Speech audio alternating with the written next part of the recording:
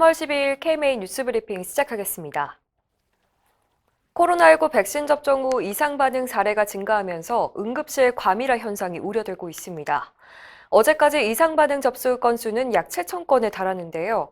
대부분 근육통과 발열, 국소 통증이 대다수지만 증상의 강도가 알려진 것보다 더 세서 응급실을 찾는 환자들이 늘고 있습니다. 응급의학과 전문의들은 이렇게 이상 반응을 호소하는 환자를 위한 격리실 확보의 필요성을 제기하고 있는데요. 정부가 대응 방안을 마련 중입니다. 중앙방역대책본부 박영준 팀장은 어제 전문가들의 우려에 공감을 표하고 접종 후 의료기관 이용, 특히 응급실 이용을 줄여나가는 방안을 검토하겠다고 밝혔습니다. 앞서 대한의사협회는 38.5도 미만의 발열이 24시간 이내인 경우에는 가급적 병원 응급실을 방문하지 말고 집에서 휴식을 취할 것을 권고했습니다.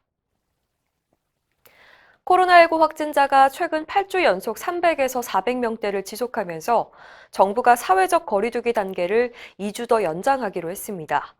정세균 국무총리는 오늘 아침 중앙재난안전대책본부 회의에서 거리두기 단계와 5인 이상 사적 모임 금지를 그대로 유지한다고 밝혔습니다. 정 총리는 앞으로 2주간 수도권 지역의 다중이용시설의 방역 실태를 집중 점검하고 외국인 노동자 밀집 사업장에 대해서도 대대적인 진단검사를 실시하겠다고 밝혔습니다.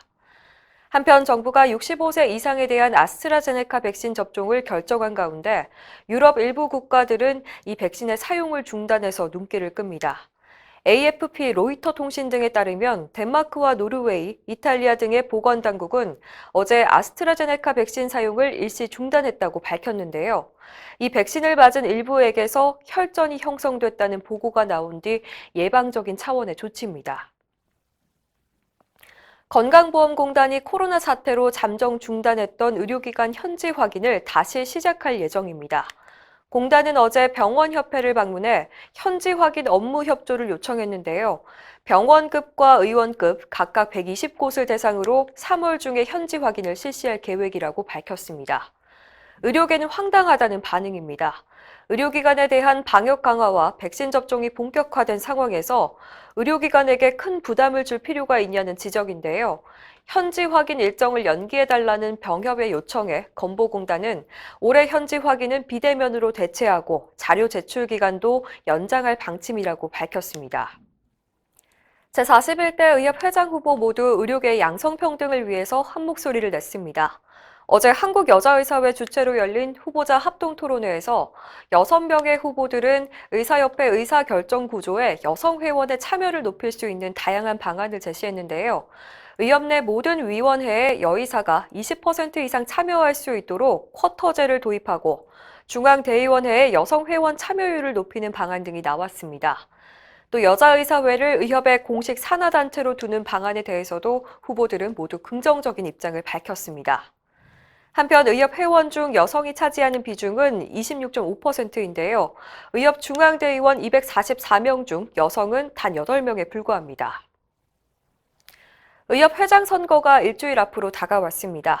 의협 중앙선거관리위원회는 17일부터 3일간 실시되는 전자투표에 앞서서 오늘 오후 6시까지 모의 시연을 진행합니다.